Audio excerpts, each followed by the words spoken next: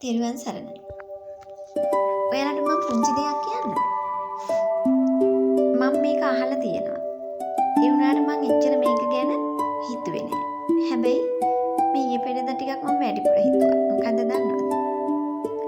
ඇත්තටම අතීතයේ සිහිනයක්. අපි සිහිනක හිටියේ.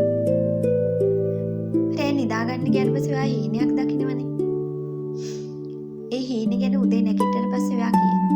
හැබැයි වඩ තැනින් තැන මතක නෑ. ඒ වගේ තමයි අතීතය. දැක්ක හීනයක් එක්ක අපි මේ වර්තමාන ලෝකේ ජීවත් වෙනවා. අනාගතය කියලා කියන්නේ පුතේ එහෙමම දෙයක් තමයි.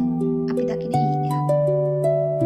ඒකත් අපි ඇත්තරමද දකින්නේ? නෑ, අවිද්‍යාවට මුලා වෙලා.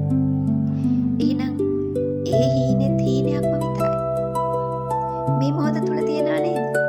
මේ මොහොතෙත් අපි විඳින්නේ හීනයක්. මේකත් ඇත්තටම හීනයක්. මේ හීනෙන් අවදි වෙච්ච කෙනා මේ සසරින් ගැලවෙනවා. ඉතින් උත්සාහ කරලා බලන්න හීනෙන් අවදි වෙන්න.